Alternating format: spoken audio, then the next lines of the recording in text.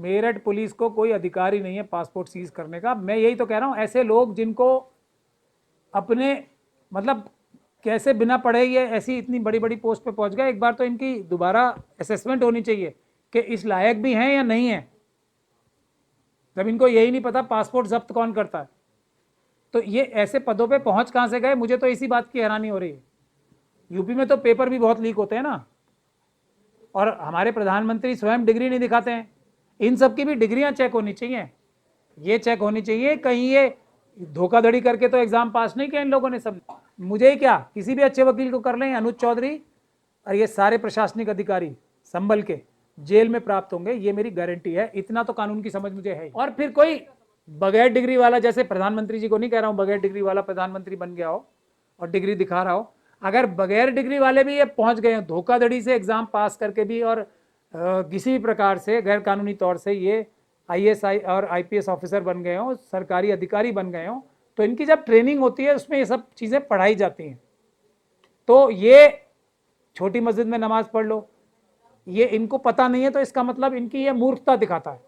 ईद की नमाज छोटी मस्जिद में हो ही नहीं सकती, ईदगाह है ना, पूरा शहर एक जगह नमाज पढ़े, ये धर्म में ऐसा कॉन्सेप्ट, ये अपराध है, भारत के संविधान का अपमान है। किसी भी अच्छे वकील के पास जाएंगे तो इन सब लोगों की नौकरियां जब्त हो जाएंगी, मैं ये कह सकता हूं। पासपोर्ट तो जब्त होंगे या नहीं होंगे वो एक अलग बात है। ये जो इस प्रकार की भाषा का प्रयोग कर रहे हैं, इस प्रकार के क्राइम्स पुलिस की वर्दी पहन के या प्रशासन में बाबा साहब डॉक्टर भीमराव अंबेडकर के संविधान की शपथ लेके जो ये शपथ का अपमान कर रहे हैं, संविधान का अपमान कर रहे हैं, और जो ये अपराध कर रहे हैं, इस प्रकार की भाषा पूरी तरीके से अपराध है। ये उनको सजा दिलाने का काम कोई भी अच्छा वकील बहुत आराम से कर सकता है, ये बात की गारंटी मैं देता हूं। ये सब लोग जेल जाने का काम कर रहे हैं। संभल सीयू अनुज चौधरी पूरी तरीके से निगरानी कर रहे हैं, ड्रोन से निगरानी की जा रही है। छत पे जो भी नमाज पढ़ा उसको पकड़ा जाएगा और जेल में डाला जाएगा। अनुज चौधरी जी संविधान से ऊपर तो नहीं है मेरे ख्याल से, अभी तक ना कानून से ऊपर है। ये हरकतें जो वो कर रहे हैं ये अपराध की श्रेणी में आते हैं। अगर कोई मजबूत वकील को अप्रोच किया जाएगा तो ये चौधरी साहब, क्या जो भी नाम है इनका, वो जेल में प्राप्त होंगे, ये मैं गारंटी दे सकता आप क्या करेंगे महमूद प्राचा सर? हूं। महमूद प्राचा साहब वकील हैं, कोई भी वकील जब भी कार्रवाई कर सकता है जब उसको कोई आके उसको वकील एंगेज करे। मैं तो बहुत दिन से कह रहा हूं, मुझे ही क्या, किसी भी अच्छे वकील को कर लें, अनुज चौधरी और ये सारे प्रशासनिक अधिकारी संभल के जेल में प्राप्त होंगे, ये मेरी गारंटी है। इतना तो कानून की समझ मुझे है ही। स्टेट का समर्थन मिलता है इस तरीके की बयानबाजी होती है तो? देखिए, अपराधों का समर्थन जो करता है वो अपराधी ही होता है, और भारत के संविधान से बड़ा उत्तर प्रदेश में कोई नागरिक नहीं है। उत्तर प्रदेश में कोई मंत्री नहीं है, कोई चीफ मिनिस्टर संविधान से बड़ा नहीं है, कानून से बड़ा नहीं है। योगी जी कानून और संविधान से बड़े नहीं है। जेल वो भी जाएंगे अगर अपराध करेंगे। तो लेकिन कहा जा रहा है कि त्योहार से पहले एक माहौल बिगाड़ने की कोशिश की जा रही है। यही तो अपराध है। कौन कर रहा है ये? प्रशासनिक अधिकारी, पुलिस अधिकारी। और अपराध करोगे तो जेल जाओगे, ऐसा ही एडवर्टीजमेंट पुलिस लगाती है ना, वही एडवर्टीजमेंट मैं उन्हें पढ़ा रहा हूँ। मेरठ प्रशासन ने तो निर्देश भी दे दिया है कि अगर बाहर नमाज पढ़ेंगे तो पासपोर्ट सीज कर लिए जाएंगे। मेरठ पुलिस को कोई अधिकार ही नहीं है पासपोर्ट सीज करने का। मैं यही तो कह रहा हूँ, ऐसे लोग जिनको अपने मतलब कैसे बिना पढ़े ये ऐसी इतनी बड़ी बड़ी पोस्ट पे पहुंच गए, एक बार तो इनकी दोबारा असेसमेंट होनी चाहिए कि इस लायक भी हैं या नहीं है। जब इनको यही नहीं पता पासपोर्ट जब्त कौन करता है, तो ये ऐसे पदों पे पहुंच कहां से गए? मुझे तो इसी बात की हैरानी हो रही है। यूपी में तो पेपर भी बहुत लीक होते हैं ना, और हमारे प्रधानमंत्री स्वयं डिग्री नहीं दिखाते हैं। इन सब की भी डिग्रियां चेक होनी चाहिए। ये चेक होनी चाहिए कहीं ये धोखाधड़ी करके तो एग्जाम पास नहीं किया इन लोगों ने सबने। तो बाहर नमाज क्यों पढ़ना? ये एक आप दूसरा विषय उठा रहे हो। बाहर नमाज पढ़ने की बात नहीं, किसी को सड़क पे बैठ के नमाज पढ़ने का शौक नहीं होता है, मैं आपको बता दूं। किसी को सड़क पे बैठ के नमाज पढ़ने का, सड़क पे बैठ के नमाज पढ़ना काफ़ी मुश्किल होता है। अगर मैं आपको बता दूं, अगर आपके पास कोई चादर मोटी नहीं है बहुत ज़्यादा, तो घुटनों में और पैर में बहुत तकलीफ होती है। मैंने भी कई बार नमाज पढ़ी है सड़क पे बैठ के, मजबूरी में, जब मस्जिद भर जाती है। उसके दो वजह हैं। एक तो बहुत सारी मस्जिदें ऐसी हैं जो एएसआई की हैं, पुरानी मस्जिदें और पुरानी ईदगाहें, उनको किसी ना किसी वजह से एएसआई के कानून की वजह से जिसका गलत इस्तेमाल करके एएसआई के कानून का उसमें नमाज नहीं पढ़ने दी जाती है। एक बड़ी वजह यह है इसकी कि लोगों को और जो ईद की नमाज होती है, जुमे की नमाज होती है या अलविदा की नमाज होती है, ये सब बड़ी नमाजें होती हैं।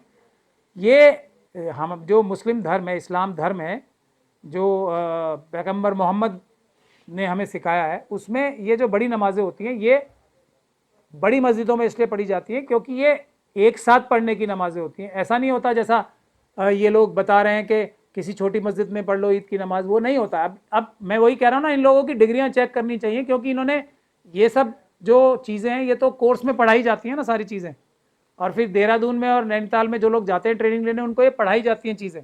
और फिर कोई बगैर डिग्री वाला, जैसे प्रधानमंत्री जी को नहीं कह रहा हूँ बगैर डिग्री वाला प्रधानमंत्री बन गया हो और डिग्री दिखा रहा हो, अगर बगैर डिग्री वाले भी ये पहुँच गए हो धोखाधड़ी से एग्ज़ाम पास करके भी और किसी भी प्रकार से गैर कानूनी तौर से ये आईएएस और आईपीएस ऑफिसर बन गए हों, सरकारी अधिकारी बन गए हों, तो इनकी जब ट्रेनिंग होती है उसमें ये सब चीज़ें पढ़ाई जाती हैं।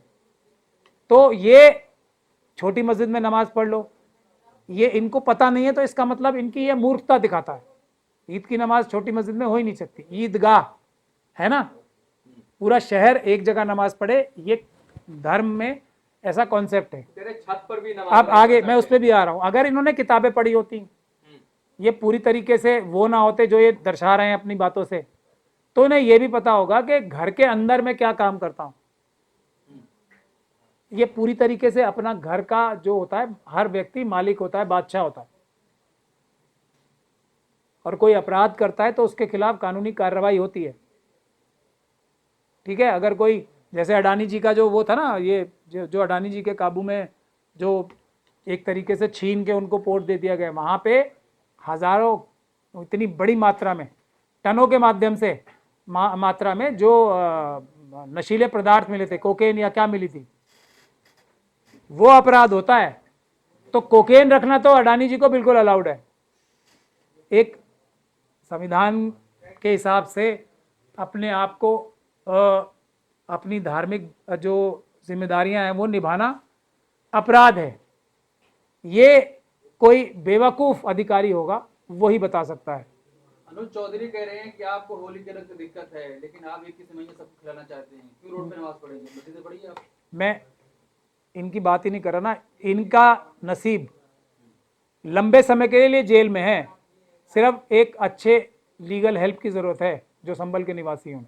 इनका नसीब लंबे समय तक जेल में रहने के लिए है जो ये काम कर रहे हैं इस वक्त।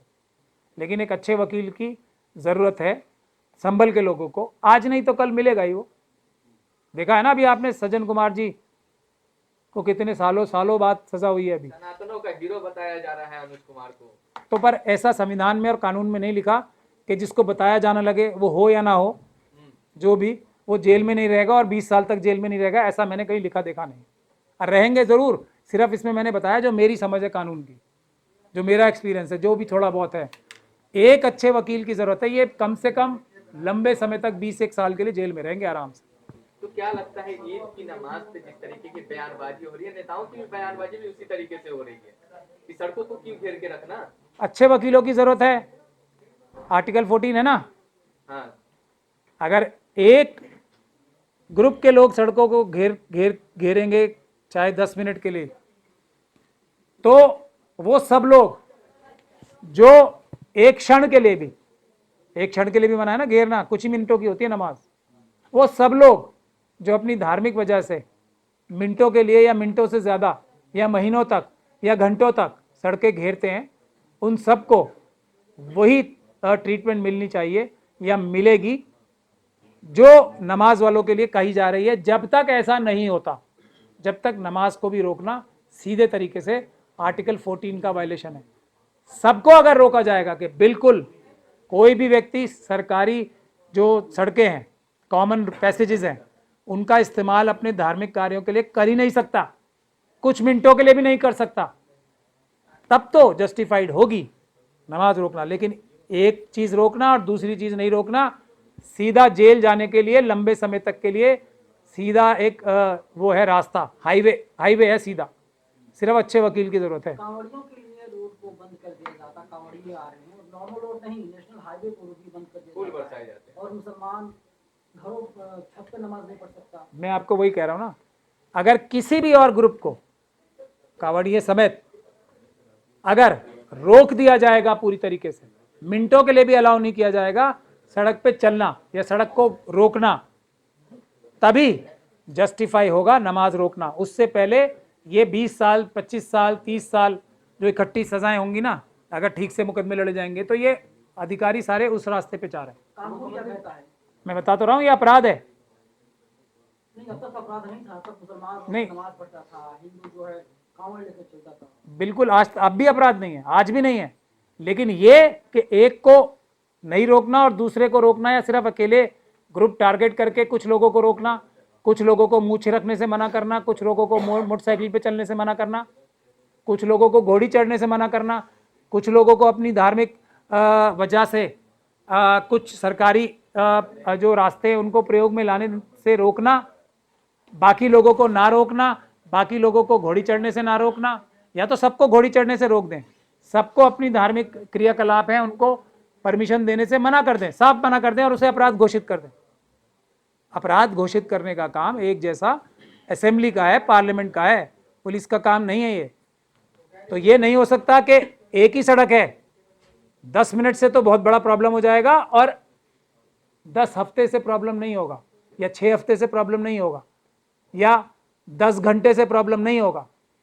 ये सरासर अपराध है, अपराध ही है। राणा सांगम ईद भी एक ही बार आता है, अनुज चौधरी ने कहा था होली एक बार आता है साल में, ईद भी एक ही बार आता है। नहीं, वो कई बार जेल जा सकते हैं। मैं ये बता सकता हूँ आपको, जो कार्य कर रहे हैं, कोई अच्छा वकील मिल गया, क्योंकि उनके कार्य में बहुत देर से देख रहा हूँ ना, वो तो साल में एक बार आता है, ये सबको पता है। लेकिन कितनी बार ऐसे भ्रष्ट अधिकारी जेल जा सकते हैं, वो शायद अनूप चौधरी जी को पता नहीं है। अगर आप ईद की नमाज पढ़ने जाते हैं, क्या पता देर से जाएं तो मस्जिद में जगह न मिले, अगर बाहर नमाज पढ़ना पड़े, क्या पता आपका भी पासपोर्ट सीज कर दिया जाए, जिस तरीके की बयानबाजी हो रही है। देखिए, मैं तो ईमान वाला अम्बेडकरवादी हूँ, जो ऐसा काम करने की चेष्टा करेगा वो जेल जाएगा, सीधी सीधी बात है, सीधी बात है, एकदम सीधी स्ट्रेट। मुख्यमंत्री आईबी है ना एक एजेंसी, उन्होंने ये गैरकानूनी काम एक बार मेरे साथ किया था, अभी तक मुकदमा चल रहा है, जेल से बाहर नहीं है, अभी तक लाइन में लगे हुए हैं। थोड़ा देर होता है क्योंकि संस्थान जो है वो कमजोर कर दिए गए हैं मनुवादी मानसिकता ने आज देश के। आईबी से तो बड़े नहीं है ना ये अनूप चौधरी जी और ये सब। आईबी का मुकदमा दिल्ली हाईकोर्ट में चल रहा है इसी काम के लिए। क्या ये तमाम लोग कह रहे हैं मुसलमान जो हैं ज्यादा बच्चे पैदा करते हैं, तो उतने बच्चे पैदा करो जितनी जमीन जगह मस्जिद में हो, ज्यादा हो जाएंगे तो रोड पे जाएंगे। अब देखिए, ये बात वही है ना, ये जब सारे दूसरे धार्मिक जो गतिविधियां होती हैं सड़कों पे, उनके लिए भी लागू है ना। मैं ये कह रहा हूं बन जाए कानून, बिल्कुल बनना चाहिए, लेकिन कानून बराबरी से लागू होगा। जो बराबरी से लागू नहीं करेगा वो जेल में जाएगा। दुनिया की कोई ताकत उसे परमानेंटली नहीं रोक सकती, कुछ दिन तक के लिए रोक सकती है, जब तक जो हमारे ये फिर वही बात आ जाएगी घूम फिर के, जो मुस्लिम समुदाय के और दूसरे कमज़ोर समुदाय के जो टॉप लीडर्स हैं ना, आरएसएस ने जो हाईजैक कर रखे हैं, जो उनके एजेंट्स हैं, जब तक ये हैं, जब तक तो ये गड़बड़ घोटाला चल रहा है संविधान के साथ। जब ये हट जाएंगे, लोग इन्हें साइडलाइन कर देंगे, अभी रातों रात सब चीज़ें सुधर जाएंगी। समस्या का हल वही है, जो उलेमाए सू हैं हमारे, वो बेईमान हैं सारे, और जो हमारे लीडर्स हैं, राजनीतिक नेता हैं मुसलमानों के खास तौर पे, समस्या वो हैं। जब वो हट जाएंगे, सिर्फ हट ही जाएं, अपने आप भारत का संविधान और जनता जो है ना, जिनके साथ ये प्रताड़नाएं हो रही हैं, अपने आप भारत के संविधान का प्रयोग करके, अपने एरिया के लोकल वकीलों का, अच्छे वकीलों का इस्तेमाल करके, ऐसे सभी भ्रष्ट अधिकारियों को, कानून तोड़ने वाले अधिकारियों को, संविधान की धज्जियां उड़ाने वाले अधिकारियों को जेल भिजवाने का काम हमारे आम जनता के लोग कर लेंगे। अब ये लोग हैं बड़े बड़े जो मिले हुए हैं, जो रामपुर के मेंबर ऑफ पार्लियामेंट हैं, वो अंजनी कुमार साहब के साथ उनकी फोटो नजर आती है, ऐसे जैसे बचपन के बिछड़े हुए भाइयों या फैमिली मेंबर्स हों। वो इस साजिश का हिस्सा है। मैं तो पहले दिन से इल्जाम लगा रहा हूं, तो आप देख लो। मेरे पास कुछ लोग आए थे, ये जो अभी मस्जिद के चेयरमैन साहब अरेस्ट हुए ना, ये शुरू में मेरे टच में थे। मैंने तभी बताया था आप जेल जाओगे, तो ये मेरे पास आने का वादा कर गए थे, नहीं आए, चले गए जहां जाना था। अब मैं संभल के मेंबर ऑफ पार्लियामेंट है ना, वो भी आए थे, मेरे इसी ऑफिस में आए थे। उनको भी मैंने कहा था आपके पास एक ही रास्ता है, संविधान और कानून के हिसाब से, बाबा साहब का जो संविधान है उसके हिसाब से आप आगे बढ़ो, पीछे मत हटना।